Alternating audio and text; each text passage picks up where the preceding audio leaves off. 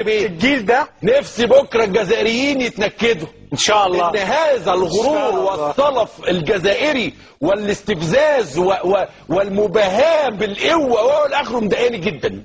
يعني قد ما انا مصري ونفسي ان مصر تكسب، نفسي ان الجزائريين يخسروا علشان هذا القوة هم الجزائريين بيكرهوا المصريين ليه؟ يعني انا عايز اعرف ايه مزاج الجزائريين انه يكرهوا مصر بالشكل ده؟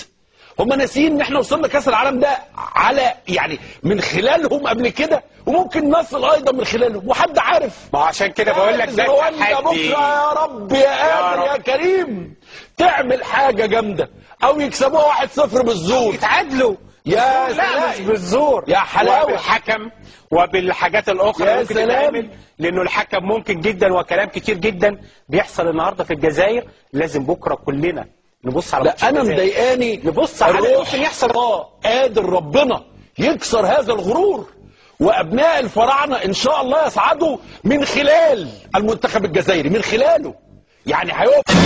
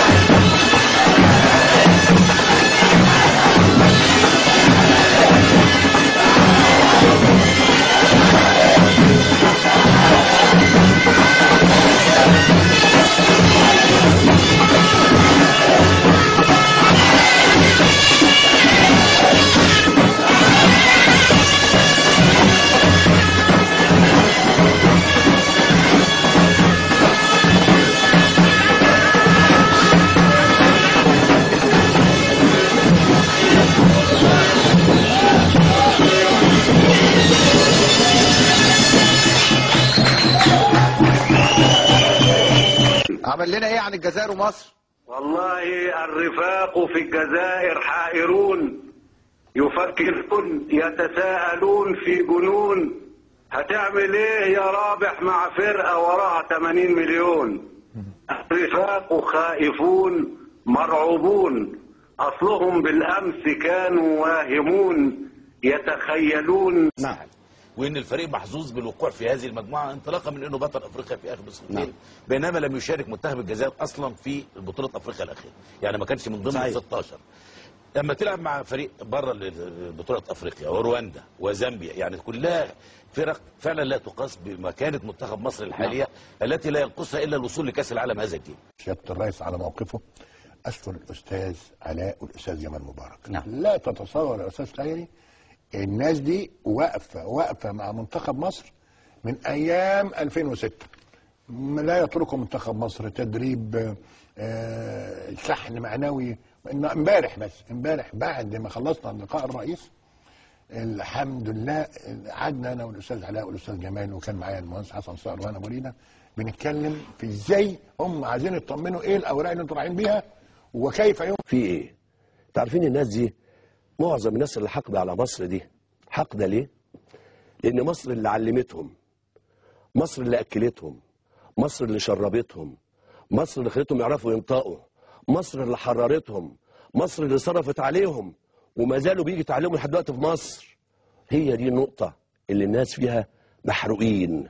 هتقول لي والله العظيم 3 هي دي النقطه.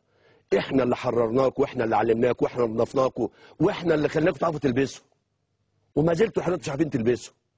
لا لا لا لا لا صوت ولا صوره. انتوا نسيتوا شعب الجزائر ده شعب لقيط.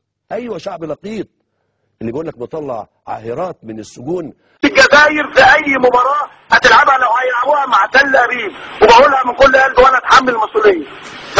لو في كاس العالم هيلعبوا اكتر ناس مكروهين مننا في اليهود، انا مش هشجع الجزائر. يا عم ابراهيم بينعبر انه مش اتفقوا لحالهم انه الجزائر اللي عملته كان حرام وعيب ولا بيهمني يصدر هيك قرار، لانه انا بالنهايه انسانه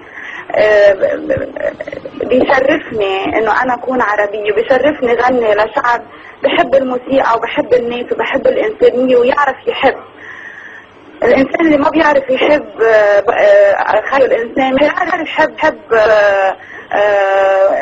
فن ولا حيعرف يقتنع بشخص انا ما بدي زور حدا، ما بدي غني ولا بدي اياهم يمنعوني لهلا ولا لابد الابدين، لانه مثل ما حضرتك قلت استاذ ابراهيم يعني انا هروح اشوف ايه يعني لما اروح اغني هناك؟ ارجع ناقصني رجل يمكن ولا ارجع ناقصه ايد.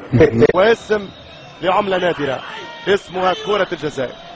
تمشي كره طويله خطيره جدا، التسديده عاليه وهدف، عاليه وهدف.